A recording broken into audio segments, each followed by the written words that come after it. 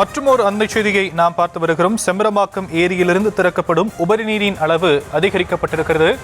750 கனஅடியாக அதிகரிக்கப்பட்டிருக்கக்கூடியதை அண்மை செய்திகளாக பார்த்து வருகிறோம். ஏற்கனவே 500 கனஅடி வீதம் நீர் திறக்கப்பட்ட நிலையில் தற்போது அதிகரிக்கப்பட்டிருக்கிறது. விவரங்களை செய்தியாளர் ஜெய்ஹரீஷ் விடுங்க நாம் கேட்கலாம்.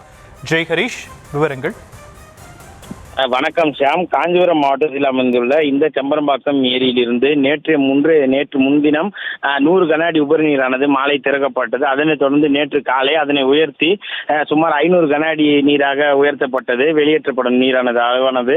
மேலும் இன்று காலை தற்போது அதன் அளவு 750 கன அடியாக உயர்த்தப்பட்டுள்ளது குறிப்பிடத்தக்கது. மேலும் இந்த செம்பரம்பாக்கம் ஏரிக்கு நீர்வரத்தானது 1980 கன அடியாக உள்ளது. ஏரியில் நீர் மட்டமானது 24 அடியில் 21.27 அடியாக உள்ளது. நீர் இருப்பானது மொத்தமாக 3645 மில்லியன் கன அடியில் 926 மில்லியன் கன அடியாக உள்ளது. தற்போது ஏரியிலிருந்து பாதுகாப்பு கருதி சுமார் 750 கன அடி நீரானது வெளியேற்றப்பட்டு வருகிறது. தற்போது செம்பரம்பாக்கம் ஏரி நீர்பிடிப்பு பகுதியில் மழையின் அளவு குறைந்துள்ளதால் நீர்வளத்தை மேலும் குறைய வாய்ப்புள்ளதன் காரணத்தினாலே இதனை 21 அடியில் வைத்து இந்த தொடர்ந்து அதனை கண்காணிக்க அதிகாரிகள் முடிவு செய்தனர். இதன் காரணமாக செம்பரம்பாக்கம் ஏரி நீர்வளத்துறை அதிகாரிகள் கண்காணித்து வருவதன் காரணமாகவும் மழை நீர் மற்றும் நீர்வரத்துக்கு ஏற்ப திறக்கப்படும் எனவும் உபரி நீரின் அளவு அதிகரிக்கோ அல்லது குறைக்கோ ஆலோசனையானது மேற்கொண்டு வருவதாகவும் தொடர்ந்து தகவலானது வெளியிடப்படுது. மேலும் ஏரியில் உபரி நீர் வெளியேறும் தாழ்வான பகுதியில் வசிக்கும் மக்களுக்கு வெள்ள அபாய எச்சரிக்கையானதும் மாவட்ட நிர்வாகம் சார்பில் விடுக்கப்பட்டுள்ளது. குறிப்பாக